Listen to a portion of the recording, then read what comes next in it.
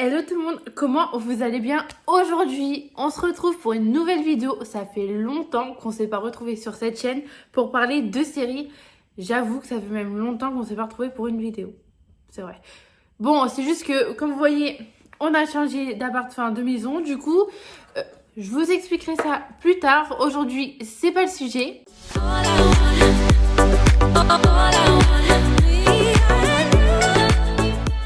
Du coup, j'ai regardé la saison 2 des Chroniques des Bridgerton et je me suis dit, ça, c'est l'occasion de vous faire une vidéo.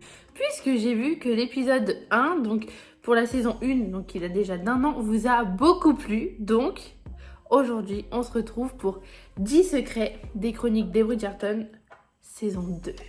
Et restez bien jusqu'à la fin puisque j'ai réussi à vous trouver 2-3 petites informations croustillantes sur la saison 3. Bon, assez blablaté, on passe aux 10 secrets de la saison 2 des Bridgerton. Secret numéro 1, des coussins sont utilisés pendant les scènes de sexe. Cette confidence nous vient de Jonathan Bailey aka Anthony Bridgerton. Pour les scènes de sexe, les acteurs utilisent des coussins à moitié gonflés. Le but, c'est de pouvoir faire des mouvements sans qu'il y ait de réel contact physique entre les acteurs. Jonathan Bailey a dit: si deux personnes tournent une scène de sexe, la règle est qu'il doit y avoir 3 barrières qui les séparent. C'est assez bête, donc on a eu des moments assez hilarants. Ça rend les choses moins bizarres. Secret numéro 2. Les acteurs boivent vraiment du thé. Dans la série, le thé a une place très importante. Nombreuses sont les scènes où on voit les acteurs en train de boire du thé. Certains fans pensaient que c'était simplement de l'eau. Mais en tant que bon anglais, ils buvaient réellement du thé dans chaque scène où on les voit boire du thé. Secret numéro 3, Charita avait auditionné pour la saison 1, mais a été prise dans la saison 2. L'agent de Charita, aka Edwina Sharma, avait deviné que la série allait être un véritable succès et il lui a proposé de passer le casting pour la saison 1. Bon, elle n'a pas été prise pour la saison 1, mais finalement, pour le bonheur de tous, elle est avec nous dans la saison 2. Secret numéro 4, Héloïse et Pénélope sont amies dans la vraie vie. Oui, vous avez bien entendu. Moi, je trouve que ce couple d'amitié est juste top. Mais quand j'ai su qu'ils étaient vraiment amis dans la vraie vie, j'étais trop contente. D'ailleurs, sur le tournage, on les appelle les Pénéloïse. C'est pour vous dire. Secret numéro 5, certains décors sont inspirés de véritables lieux. Par exemple, le décor de Will est inspiré des clubs de Las Vegas et les rues dans les Chroniques des Bridgerton, c'est inspiré des rues de Bath, qui est une ville d'Angleterre. Et regardez cette ressemblance. C'est pas ouf quand même. Secret numéro 6, j'avoue, j'ai un petit peu triché, c'est pas vraiment un secret. C'est plus une confidence que l'on a entendue dans une petite vidéo reportage de Nicolas Coughlan et de Claudia Jessie, qui ont rapporté que l'endroit, le décor, le lieu le plus féminin de la série était le salon de Lady Dunbury. Et en effet, on ne peut pas le nier, orné d'or, de roses, de fleurs. Ce lieu est le plus élégant de toute la série. Secret numéro 7, on arrive déjà presque à la fin. Chaque acteur des Chroniques des Bridgerton a son propre cheval. Alors ça, je trouve ça vraiment bien. On peut remarquer que dans la saison 1, Anthony a un cheval noir espagnol qui est nommé Jack. Et dans la saison 2, il a le même. La raison, dans la saison 1, ils se sont attachés aux animaux. Donc, ils ont voulu réutiliser exactement le même pour la saison 2.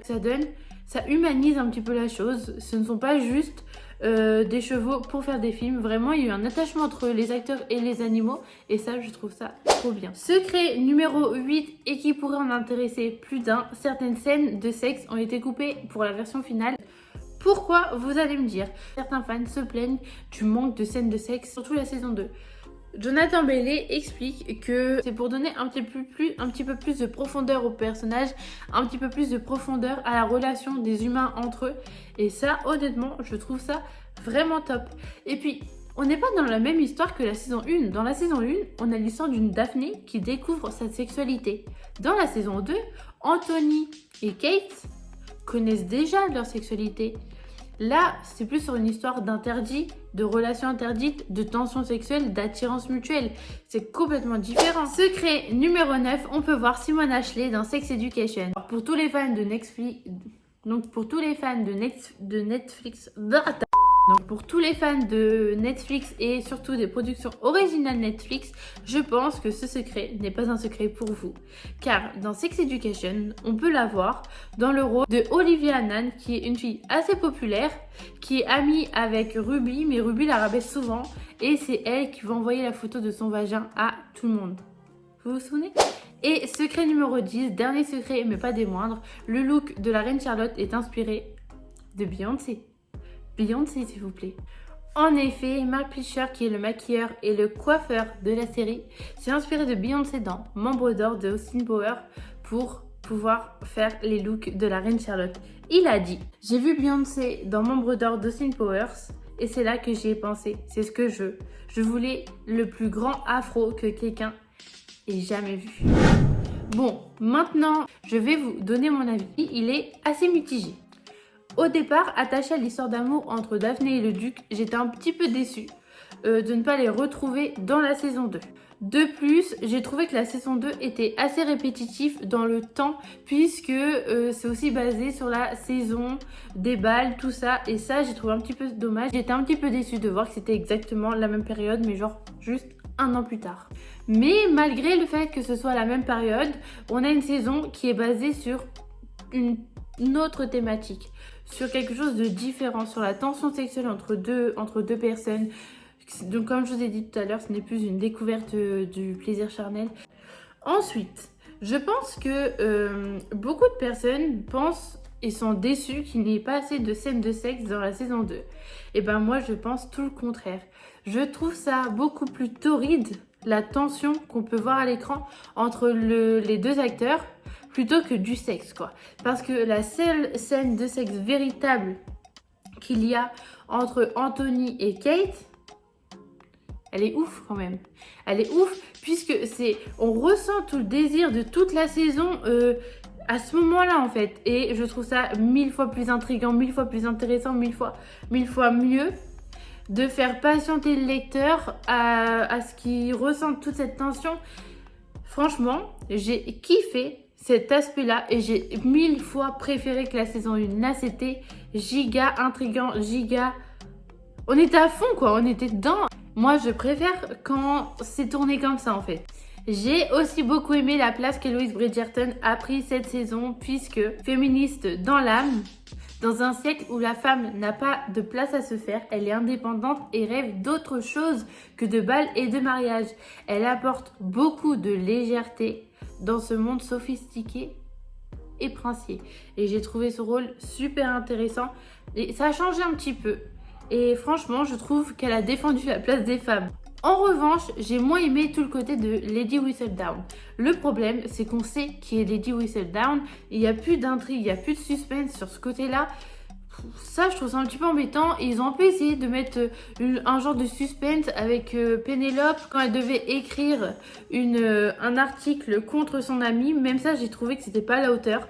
Franchement, tout le côté de Lady Whistledown, pas à la hauteur du tout. Et même en connaissant l'identité de la rapporteuse de Rago, j'aurais aimé un petit peu plus de suspense, un peu plus d'histoire derrière elle.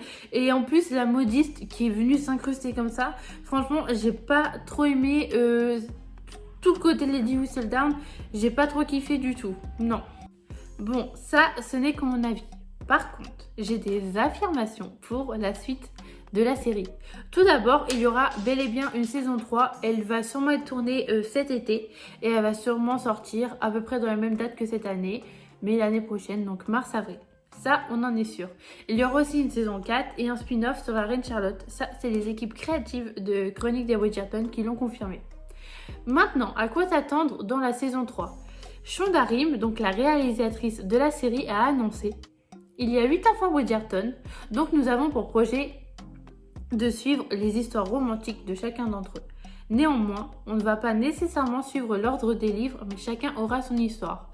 Donc, on peut s'attendre, normalement dans la saison 3, donc dans le livre 3 de Julia Quinn, c'est une histoire d'amour entre Bénédicte et Sophie, une fille illégitime d'un vicomte.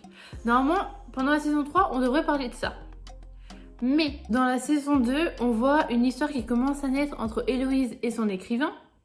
Et en plus, il y a aussi l'histoire entre Pénélope et le frère Bridgerton qu'il faudra suivre. Donc, bon, on sait pas trop. Est-ce que la série va suivre l'ordre des livres de Julia Quinn ou pas? On ne sait pas. En tout cas, affaire à suivre. Et pour finir, on sait qu'on va pouvoir suivre dans la saison 2 l'évolution du mariage entre Anthony et Kate. Et ça, je trouve ça bien. Car c'est quelque chose que j'aurais attendu dans la saison 2 par rapport à Daphné et le duc. Donc, ça c'est pas mal. Bon, je crois qu'on a fait le tour. Normalement, vous avez toutes les informations qu'il vous faut pour être au taquet derrière cette série. Moi, je l'adore et j'attends avec impatience la saison 3 du coup. J'ai trop hâte de la découvrir, trop hâte de voir ce qu'ils vont nous concocter. En tout cas, si cette vidéo vous a plu, on n'oublie pas, on like. Si jamais vous aimeriez que je fasse ce type de vidéo, mais pour d'autres séries, n'hésitez pas à me le dire dans les commentaires. Et je réponds à tous vos commentaires. Bon, j'espère que vous avez passé un bon moment et je vous dis à plus tard pour une prochaine vidéo.